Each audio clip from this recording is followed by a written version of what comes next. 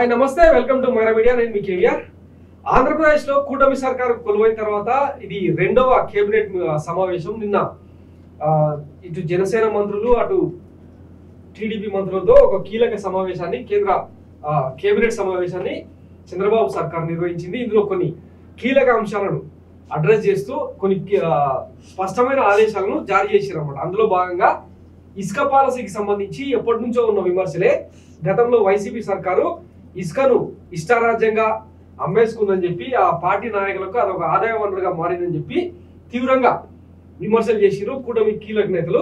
ఈ నేపథ్యంలో కూటమి సర్కారు వచ్చిన ఈ నెల 15 రోజుల్లోనే చాలా చోట్ల ఇసుక డంపులన్నింటినీ కూడా మాయ చేసే ప్రయత్నం చేసినారు. దాని మీద చంద్రబాబు గారు నిన్న సీరియస్ అయినట్టు పచ్చపత్రికల్లో రాసినమాట. ఒకసారి ఆ వార్త జరిగిన తర్వాత మనం డీటెయిల్ గా మాట్లాడుకుందాం. ఈ ఇసుకలో జోక్యం వద్దు, ఎమ్మెల్యేలు నాయకులకు చంద్రబాబు సూచన, ప్రభుత్వానికి చెడ్డ పేరు తేవద్దని స్పష్టీకరణ, మంత్రులు అధికారిక వ్యవహారాల్లో కుటుంబ సభ్యుల ప్రమేయం వద్దు, ఆగస్టు 15 నుంచి అన్న క్యాంటీన్లు, గత ప్రభుత్వంలో భూ కబ్జాల అక్రమాలపై కమిటీలు, మంత్రివర్గ సమావేశంలో ముఖ్యమంత్రి వెల్లడి అని చెప్పి నిన్న అంటే అడ్రస్ చేసిందట. దీనిలో ఇక్కడ రాసింది ఏంటంటే అక్రమాలకు అవినీతికి తావు లేకుండా సామాన్యులకు ఇసుక అందుబాటులో ఉంచేందుకు ఉచిత ఇసుక విధానం అమల్లోకి తెచ్చామని దాన్ని దృష్టిలో ఉంచుకొని ఎమ్మెల్యేలు నాయకులు అప్రమత్తంగా ఉండాలని ముఖ్యమంత్రి చంద్రబాబు స్పష్టం చేశారు. ఎమ్మెల్యేలు ఎవరు ఇసుక విషయంలో జోక్యం చేసుకుని చెడ్డపేరు తెచ్చుకోవద్దని, ప్రభుత్వానికి చెడ్డపేరు తేవద్దని ఆయన తెలిపారు. ఇసుక అవసరానికి తప్ప అమ్మకానికి కాదు. ఎమ్మెల్యేలు పార్టీ నాయకుల్లో ఎవరు తప్పు చేసినా ప్రభుత్వానికి చెడ్డపేరు వస్తుందని పేర్కొన్నారు. గత ప్రభుత్వ హయాంలో వైకాపా నాయకులు ఇసుక అక్రమాల వ్యవస్థీకృత నేరంగా మార్చేశారని, ఇసుక మాఫియా పేటరేగిందని ఆయన మండిపడ్డారు. దొంగ సర్టిఫికేట్లతో సుప్రీంకోర్టును తప్పుదారి పట్టించారని, ఇతర రాష్ట్రాలకు అక్రమంగా తరలించారని, ప్రజల్ని తీవ్రంగా ఇబ్బందులకు గురి చేశారని ఆయన పేర్కొన్నారు. మంగళవారం చంద్రబాబు అధ్యక్షతన జరిగిన మంత్రివర్గ సమావేశంలో ఉచిత ఇసుకతో పాటు పలు అంశాలపై చర్చించారు. అక్టోబర్ వరకు కొత్త ఇసుక రీచ్లు ఉండవని, అప్పటి వరకు ప్రస్తుతం డంప్ యార్డ్ లో ఉన్న నిల్వలు బోట్స్మెన్ సొసైటీలు తవ్వి తీసిన నదుల్లో పూడిక తీయడం ద్వారా వచ్చిన ఇసుక అందుబాటులో ఉంటుందని సమావేశంలో అధికారులు తెలిపారు. 3 నెలలకు 1 కోటి టన్నుల ఇసుక అవసరమవుతుందని అంచనా వేస్తున్నామని, ప్రస్తుతం అందుబాటులో ఉన్నది అక్టోబర్ వరకు సరిపోతుందని తెలిపారు.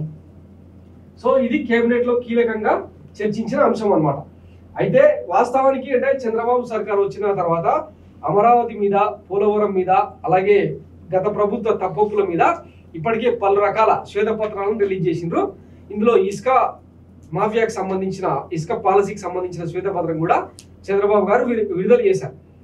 అయితే గత ప్రభుత్వంలో ఎవరెవరైతే ఇసుకను దోచేసి కోట్లకు పడగలెత్తిండ్రో వాళ్ళందరినీ మీరు ఎట్లాగో విడిచిపెట్టారు, వ్యవస్థాగతంగా అంటే ఎట్లాంటి చర్యలు తీసుకోవాలో చట్టపరంగా చర్యలు తీసుకుంటారన్న సంగతి అందరికీ అర్థమైపోయింది.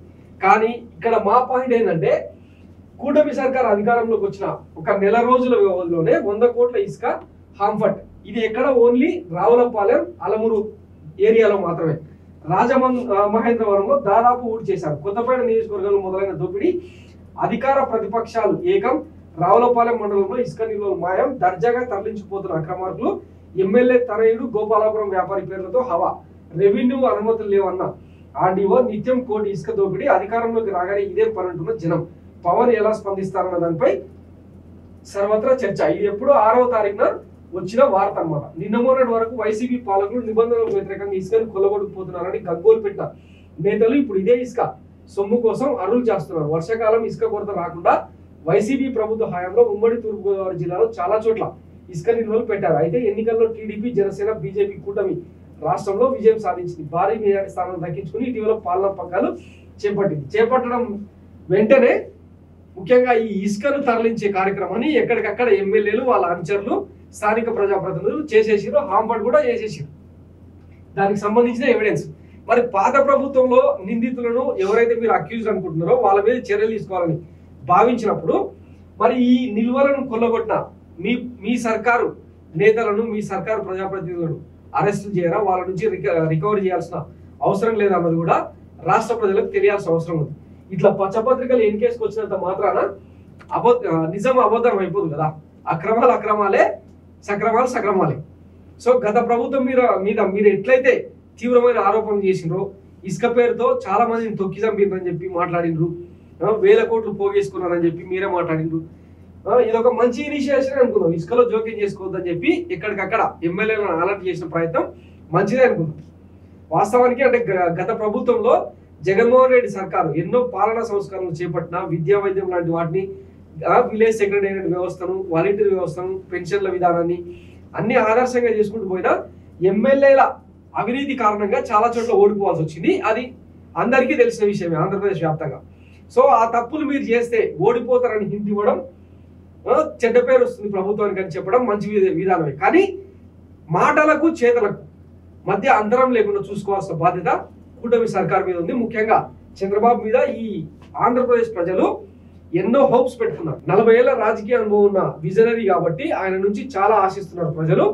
సో వీటన్నిటిని కంట్రోల్ చేయాల్సిన అవసరం ఉంది. ముఖ్యంగా ఈ ఇసుక దోపిడీ చుట్టూ, ఇసుక మాఫియా చుట్టూ ఒక వ్యవస్థీకృత చట్టం ఉంటుంది.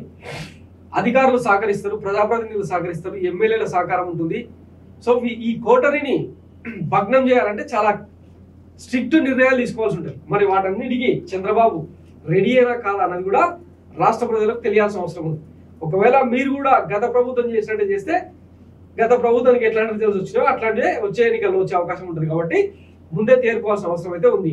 ఇప్పటికే జనసేన అధినేతగా పవన్ కళ్యాణ్ తన ఎమ్మెల్యేలకు వార్నింగ్లు ఇవ్వడం, ఏదో అధికారం ఇచ్చిన ప్రజలకు మనం మేలు చేయాల్సింది పోయి వాళ్ళను వేపుకు తినడం కరెక్ట్ కాదు, అట్లాంటి వాళ్ళు ఎంతటోలైనా సరే దారుణంగా వాళ్ళను ఎలిమినేట్ చేయాల్సిన అవసరం ఉంటుందని చెప్పి ఆయన హింట్ కూడా ఇచ్చిన నేపథ్యంలో అంటే కొంతవరకు అంటే ప్రభుత్వాధినేతలుగా భాగస్వాములైన ప్రభుత్వాధినేతలు ఎవరైతే ఉన్నారో వాళ్ళైతే పైన స్ట్రిక్ట్ గానే ఉన్నట్టు కనిపిస్తున్నా, ఆ రకమైన అట్మాస్ఫియర్ కల్పిస్తున్నా కూడా గ్రౌండ్ లెవెల్లో క్షేత్రస్థాయిలో ఎట్లాంటి పరిస్థితులు ఉంటాయన్నది రాబోయే రోజుల్లో చూద్దాం.